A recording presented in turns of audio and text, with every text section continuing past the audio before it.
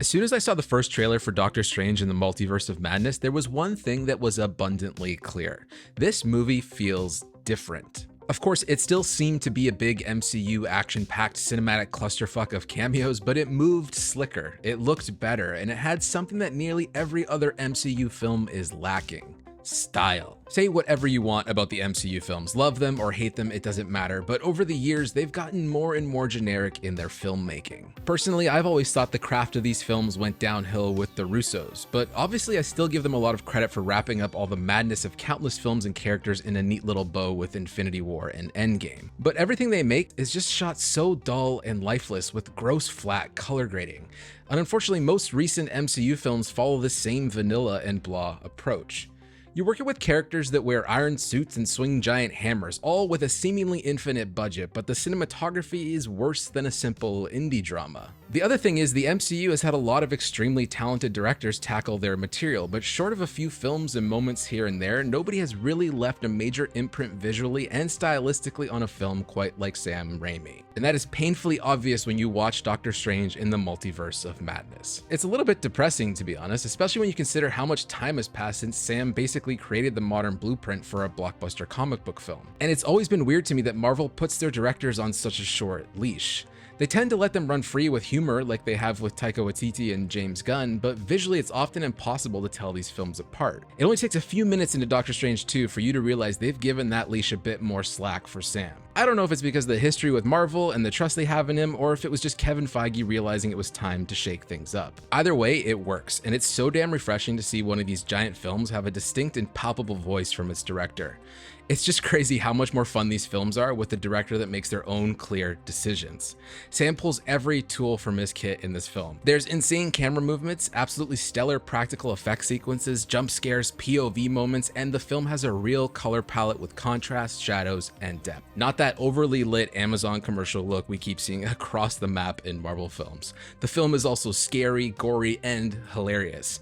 I wouldn't call it a horror movie, but it legitimately had better scares than most modern horror films. This was all done to titillate the fans and surprise them, to make them gasp, to give them not exactly what they expected, but something that they would love. All that said, I don't think Multiverse of Madness is a masterpiece by any means, but it did feel like Sam looked directly into the camera at us and said, "Did you miss me?"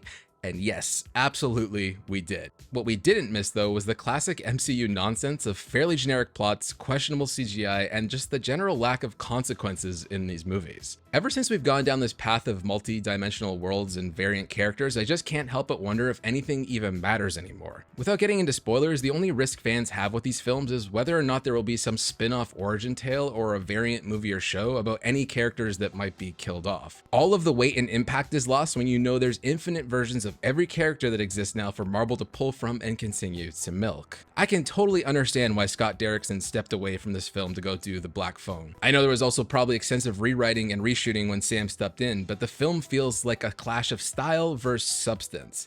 Sam is doing absolutely everything he can to elevate this material, but there's only so much you can do when the story runs a bit flat, and you also have to tie in all of this broader MCU connective tissue. I would have absolutely loved to have seen Sam tackle this movie from an earlier stage so he could have had more say on the actual plot. Because for the most part, if you remove the glossy and fun sheen of paint that Sam applied to this film, it's just another generic Marvel movie.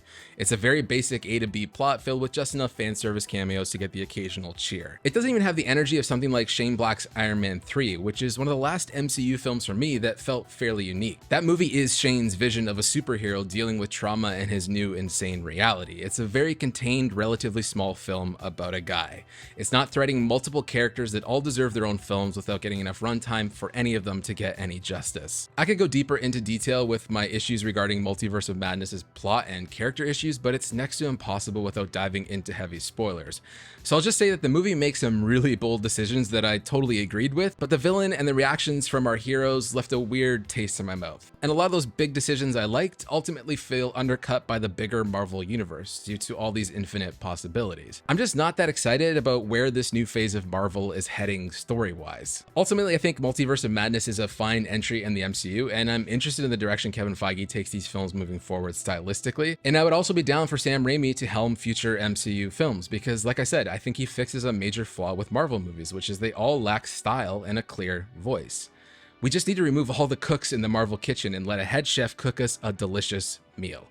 So I'll give Multiverse of Madness a 7 out of 10. Sam Raimi, we missed you. This movie is a flawed beast. Overall, my main criticism is I really wish there was more talking goats. It's me, you black-hearted whore! Thanks for watching. My name is Patrick Damaso. Let me know in the comments what you thought of Doctor Strange in the Multiverse of Madness, and we'll have a chat about it. Otherwise, that's it for this video, and you will see or hear me next time I feel like making a video.